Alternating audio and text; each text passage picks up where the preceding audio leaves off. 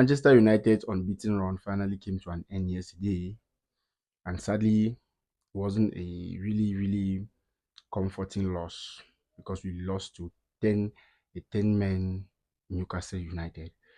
Let's look at what went wrong in that game. First things first, I don't see any reason why a Manchester United fan will be shading Carrick rather. He made a couple of mistakes yesterday, but he's a human being, and sooner or later there were bound to be mistakes. So first things first, Mbeumo wasn't good because I think he got I think the best chance for Manchester United yesterday, and he failed to convert. Secondly, Mbeumo would have been subbed off early. Would have been subbed off early to bring in Ahmad. I think Ahmad would have brought in more pressure. Yes, Ahmad is good with the ball. He's good at running at defenders, and that would have forced potential fouls from set pieces, which would have converted as you could see the set piece chance Bruno assisted Casemiro with. So those are the first few things that really stressed us on the pitch yesterday.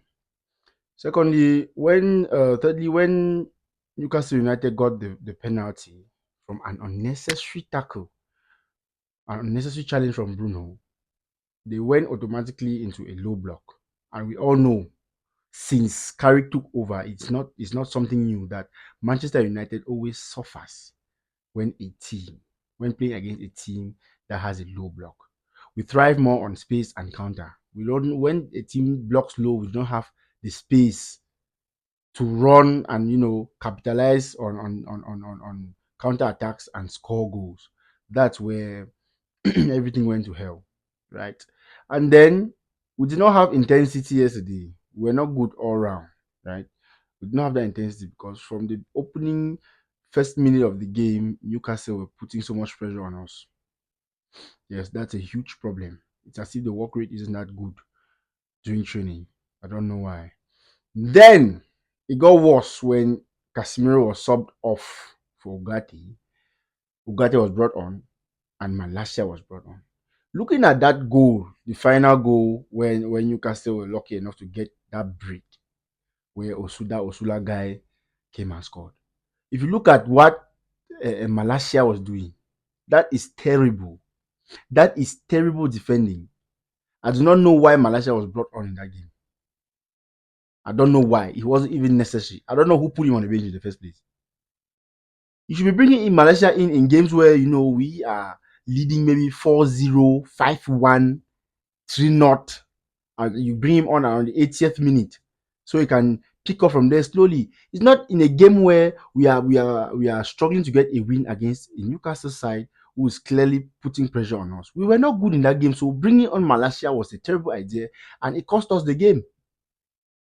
It was just as simple as that. Those are the few errors Carrick made that led to that loss yesterday, and it's a disappointing loss. But overall, Manchester United is not bad. Carrick is not bad. His challenge may actually start now, but he's not a bad coach. So I don't see any reason why some of you are going to go online and start complaining. Oh, Carrick should leave. Carrick is not ready for the job. Oh, as a manager, times like this will come when you'll be tested.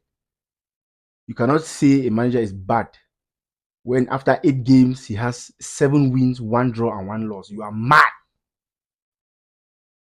Look at the statistics, right? So you should now start categorizing a manager as being bad or good after a series of losses, unnecessary losses, right? It's that's just all or what we can say, or I can say at this point. And overall, looking at it, Manchester United are still third. The only person that's putting us pressure now is Aston Villa. Because even if we lose next match and Chelsea wins, I don't think they're still going to catch up. Right? We are still going to be ahead of them by a point at least. So hopefully we can win next match. Hopefully Aston Villa can lose. Anything can happen because there were a lot of upsets yesterday. A lot, right? And there's a funny Liverpool fan who keeps making noise somewhere. When he sees this, he's going to know himself. Your club is sixth, losing to Wolverhampton Wanderers, And yesterday, after we lost to Newcastle, you come and you are trying to tell me, whoa, okay, you are some of you are when I listen football on the radio.